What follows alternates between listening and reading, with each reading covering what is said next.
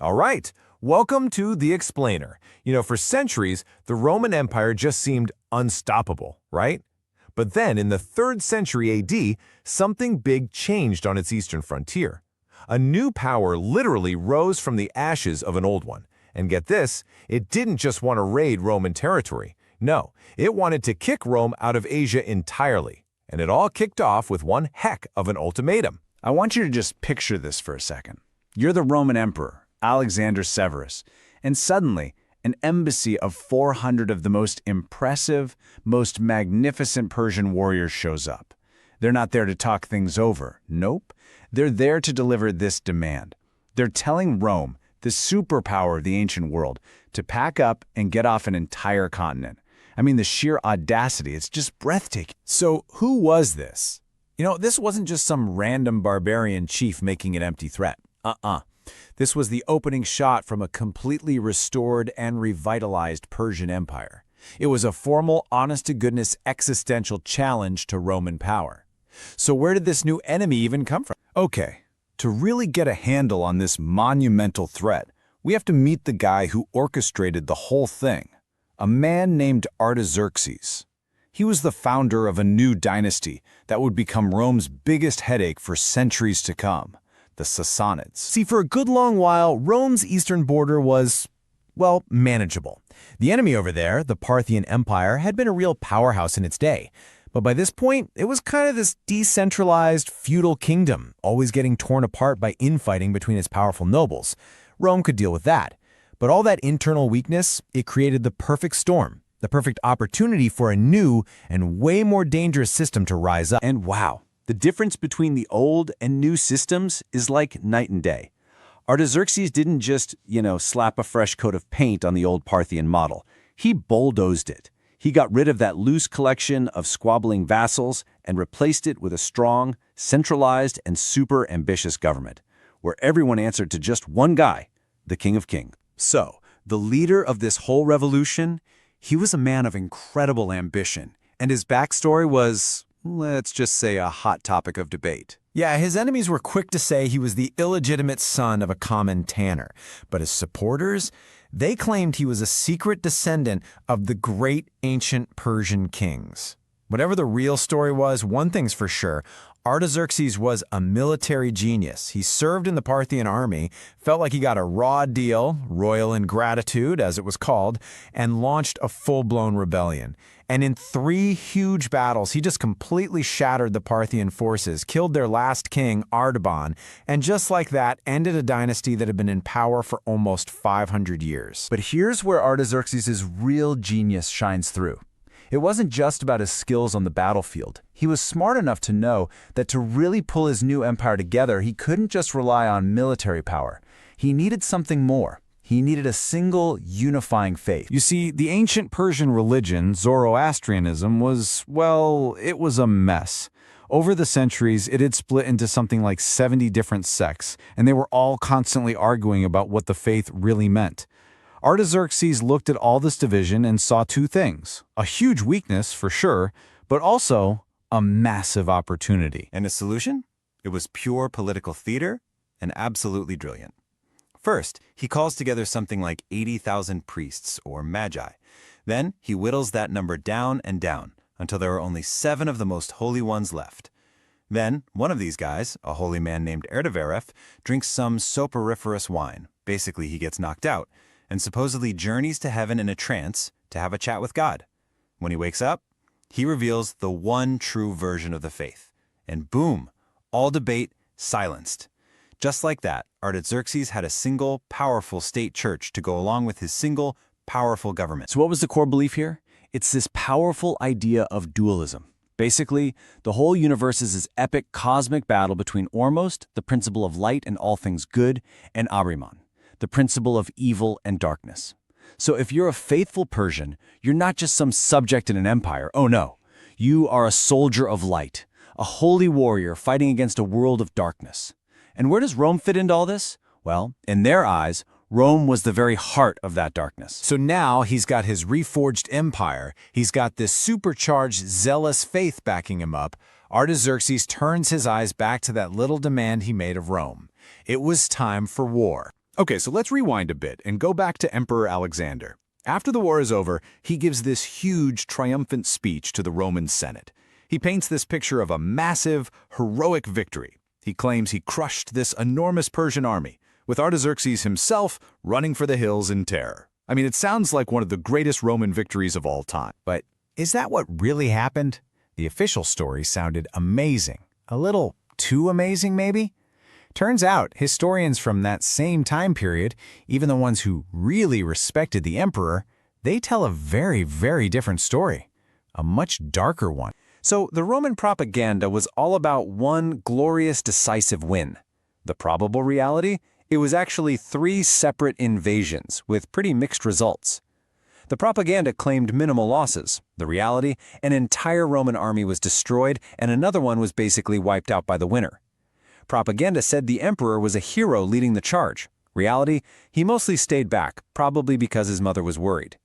The official outcome was a conquest of Mesopotamia. The real outcome? A bloody, brutal stalemate. Rome just barely managed to hang on to its territory. The thing is, for Rome, a draw was a failure, but for Persia, fighting the world's only superpower to a standstill, that was a massive win. And this quote, which they say comes from Artaxerxes himself, just shows he was so much more than just a warlord. He got it. He understood the deep mechanics of how a state actually works. He's saying, look, you can't have a strong military without taxes. You can't get taxes without a working economy, which means agriculture. And you can't have a flourishing agricultural society unless you protect it with justice and moderation. It's an incredibly smart, almost modern way of looking at what it really takes to build an empire that lasts. So his legacy is just staggering. And he did all this in only about 14 years. He restored the Persian Empire to greatness. He set up a strong central government. He united the whole empire under one powerful religion. And he fought the Roman Empire to a standstill. He didn't just win a few battles. He built an institution. The Sassanid Empire was here to stay. And for Rome, this meant they now had a permanent, incredibly dangerous new rival on their eastern border. A rival that was going to shape their foreign policy for the next 400 years. And that right there is the final crucial point. Why does all this matter so much? Because the rise of Sassanid Persia could not have come at a worse time for Rome. The Roman Empire was already in deep trouble, dealing with what historians call the crisis of the 3rd century. We're talking constant civil wars, economic collapse, and nonstop barbarian raids up on the northern frontiers. And now, suddenly, they have to deal with a powerful, unified, and really hostile superpower in the East. It was like having to fight a war on 2 fronts forever. This added this massive, permanent strain on Rome's already stretched thin resources. It was a strain that would absolutely help speed up its long, slow decline. The empire had a new rival, and because of that, the world was never going to be the same. Welcome to The Explainer. In this one, we're cracking open Edward Gibbon's massive work, The Decline and Fall of the Roman Empire, to zoom in on one of the most critical groups in the whole story, the ancient Germans. So, right off the bat, we're hit with this massive question. It's really the core paradox Gibbon wants us to wrestle with. I mean, you've got the Roman Empire on one side, this absolute giant of engineering, law, and military power. And on the other, you have the Germanic tribes, who, let's be honest, the Romans saw as nothing more than primitive barbarians. So how in the world do they end up being the ones to help bring it all down? To even start to answer that, Gibbon tells us you can't just look at the people. You have to start with the land itself. And he paints this picture of ancient Germany that is a world away from what it is today, a place that was harsh, vast, dark, and just unforgiving. And he gives us 2 really amazing pieces of evidence to back up his claim that the climate was way, way colder back then. First off, he points out that the huge rivers, the Rhine and the Danube, they used to freeze completely solid.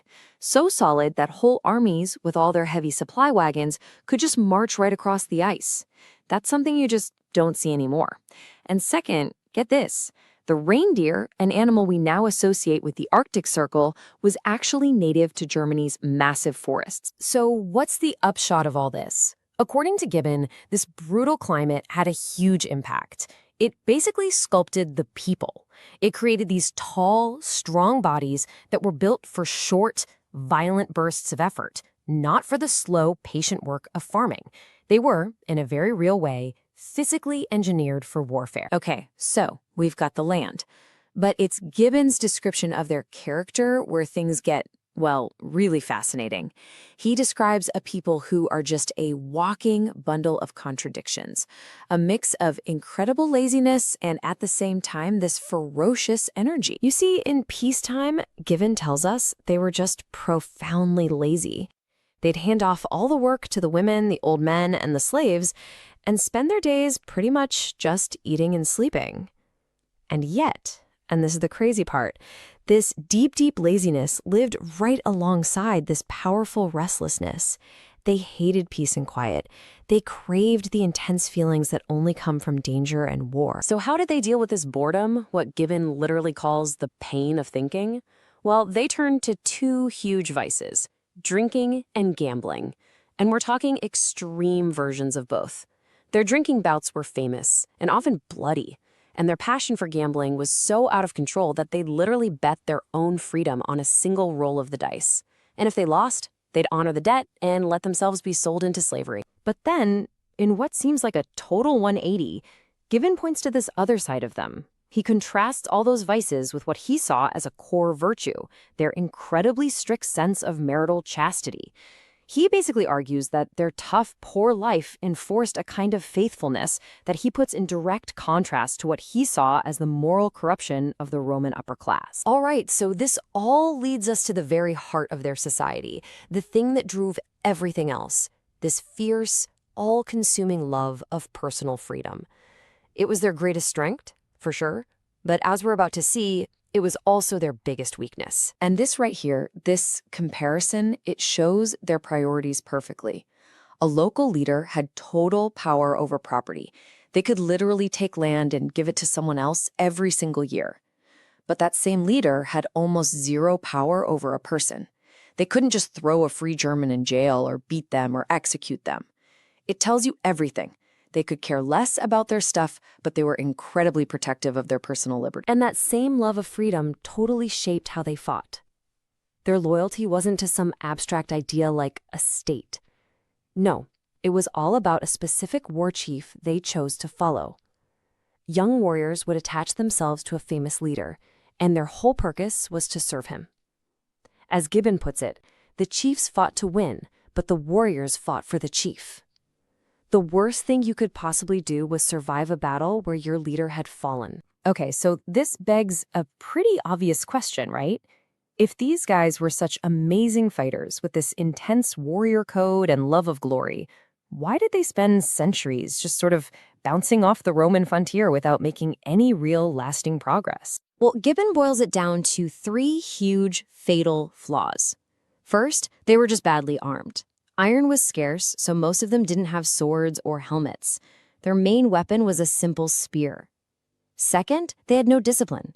They'd charge into a fight with a lot of courage and a lot of shouting, but not much of a plan. One little setback could cause the whole army to break and run. And maybe the biggest one of all, they were hopelessly divided. We're talking more than 40 different tribes who were often more interested in fighting each other than they were in fighting Rome. And here's the kicker. Rome knew all about this. For centuries, they didn't just fight the Germans. They masterfully played them against each other. Rome's most effective weapon against the Germans was the Germans. You know, the Roman historian Tacitus actually wrote this down, and it is just chilling. He talks about watching from the sidelines as two German tribes completely destroyed each other, and he basically prays that this discord of the barbarians will last forever. Rome's strategy was clear. Use whatever you can. Bribes, diplomacy, intrigue, you name it, just to keep the tribes fighting amongst themselves. But, and this is a huge but, this whole divide and conquer plan, it backfired. It had this unintended side effect that would, in the end, be fatal for Rome. To fill out its own armies, Rome started hiring more and more Germans to fight as auxiliary troops. And you can see how this creates like a three-step recipe for Rome's own destruction. First, the barbarians join the Roman army. Second, Rome teaches them everything: discipline, tactics, strategy, the whole art of war. And third, these newly trained warriors, guys like the rebel leader Civilis, eventually take that knowledge back home and use it against the empire. Rome was basically running a military academy for its own destroyers. And that brings us full circle. We're back to that first big question we asked, but now we have all the puzzle pieces that Gibbon laid out for us. So what Gibbon is showing us is that the Germans weren't just some unstoppable force that crashed into a perfect empire. No, they were a people whose basic character, that toughness, that hardiness, that intense love of independence, made them the perfect raw material for a fight. For a long, long time, their own flaws held them back. But after generations of serving in Rome's own armies, they finally learned the discipline and the military skills they were missing. So in the end, their victory wasn't just a story about their own strength. It was really a story about Rome's weakness. An empire that was rotting from the inside, yeah, but also one that, through its own clever policies, accidentally trained and equipped the very people who would one day tear its western half apart.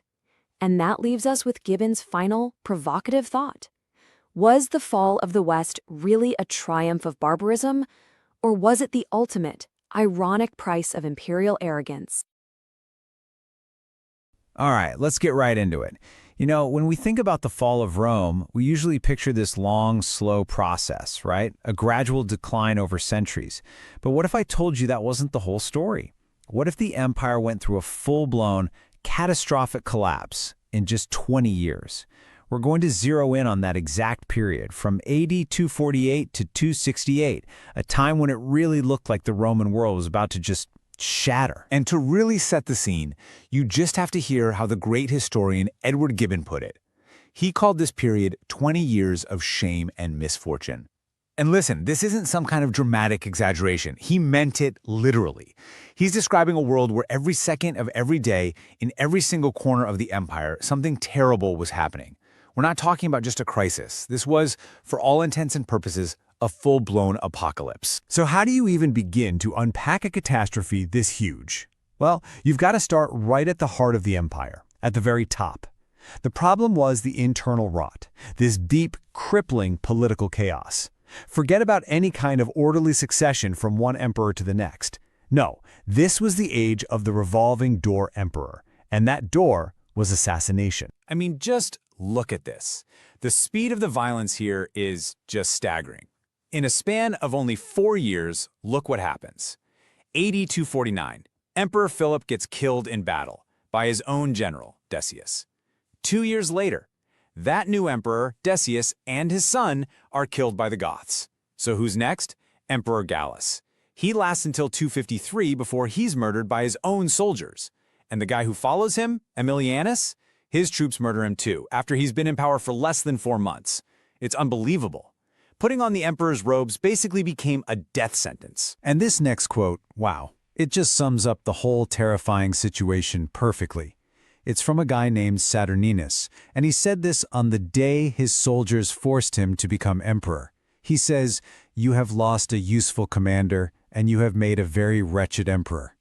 Can you feel the despair in that? There's no happiness, no, hooray, I'm in charge. It's pure dread.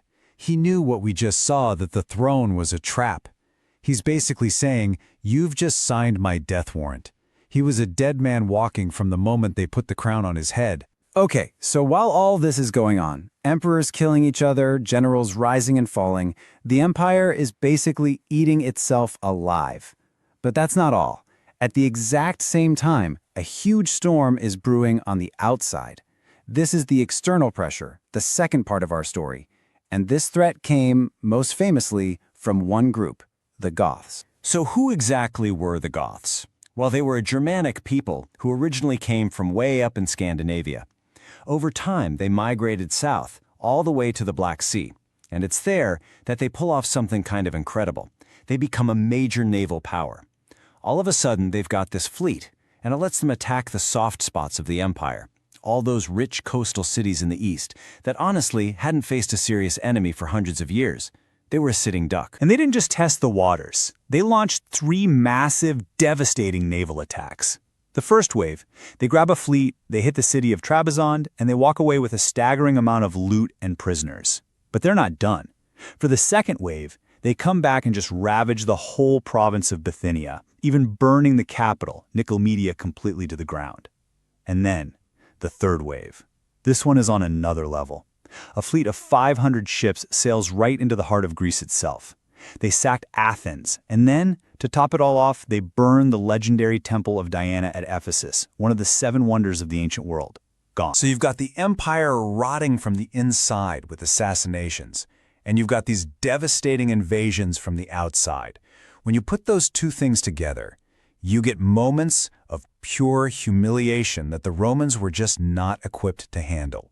Their whole identity was built on being invincible, and suddenly they looked weak, broken, and utterly disgraced. And this brings us to AD 260, and a moment that is, frankly, unbelievable for the time. Emperor Valerian is over in the east, fighting the Persians. And he doesn't just lose the battle. He's captured. A Roman emperor. Captured alive by a foreign enemy. Let me be clear, this had never happened in all of Roman history. The emperor was supposed to be almost a god, a symbol of Rome's power. And now, he's a prisoner of war. You cannot overstate the psychological shock this sent through the entire empire. And the story of what happened next just perfectly captures the decay. Valerian's fate was beyond humiliating. There are stories, legends maybe, that the Persian king used him as a human footstool to mount his horse. Just think about that. But his son, Gallienus, who's now the emperor back in Rome, how does he react to the news that his own father has been captured? He basically just shrugs and says, "I knew that my father was immortal." That's it. No outrage, no rescue attempt, just indifference. It tells you everything you need to know about how the honor of the empire and even basic family loyalty was just crumbling away. So with one emperor captured, the other one seemingly not caring, what do you think happened? The empire just ripped itself to pieces. It created this huge power vacuum, and at least 19 different challengers popped up all across the provinces to try and seize power. These guys were called tyrants at the time, basically ambitious generals who decided, forget Rome, I'm in charge here. And they started carving out their own private kingdoms in places like Gaul and the East. So Rome wasn't really one unified empire anymore. It was just this shattered collection of states all at war with each other. But, we've been talking a lot about emperors and generals and armies. It's easy to forget what all this chaos actually meant for the average person just trying to live their life. Because that's the real story here. The absolutely terrifying human cost for the millions of people who were caught in the middle of this collapse. I mean, just think about this recipe for a total catastrophe. You've got nonstop civil war. You've got foreign armies pouring over every border, looting and burning. Because of all that fighting, nobody can farm, so the food runs out and you get mass famine. And as if that's not enough, a deadly plague is sweeping through everything. Oh, and you can't even travel safely because the roads and seas are controlled by bandits and pirates. This wasn't a bad year. This was just daily life. Let's just zoom in on the plague for a minute, because this is hard to even comprehend. This wasn't some flu season that came and went. It was a 15-year-long nightmare. A relentless killer. And at its peak, in the city of Rome alone, 5,000 people were dying every single day. Can you even imagine that? The horror of living in a city where the bodies are literally piling up in the street. Okay, if you want to see the human toll in stark black and white numbers, look at this. This comes from an official register in the city of Alexandria, one of the biggest cities in the world at the time. What it shows is just staggering. Look at the number of older citizens they had, people aged 40 to 70 before this all started. Now look at the number for the entire population, from kids to the elderly, that was left after the crisis. They were the same. The number of senior citizens before equaled the total number of survivors after. Let that sink in. We're talking about more than half the people in one of the ancient world's greatest cities just gone, vanished. Which really just leaves us with one final, pretty chilling question. Amazingly, the Roman Empire did survive this. It pulled back from the brink. But when you look at all of this evidence, the political breakdown, the constant war, the famine, a plague that might have killed half the population, you have to ask yourself, how much can any society take before it finally breaks? How close can you get to the edge before there's no coming back? It's something to think about. All right, let's dive into one of the most absolutely chaotic periods in all of Roman history. Being a Roman emperor in the 3rd century, it was probably the most dangerous job in the world. It didn't matter if your reign was virtuous or vicious, it almost always ended the same way, with a sword in your back. So picture this. A Roman emperor is murdered. The throne is empty. Who gets to pick the next one? In the 3rd century, the answer to that simple question could literally determine the survival of the entire empire. Now, during the utter chaos of what we call the crisis of the 3rd century, the answer was, well, almost always the same. The army. The legions, the guys with the swords, they were the ultimate kingmakers, plain and simple. But in 275 AD, something happens.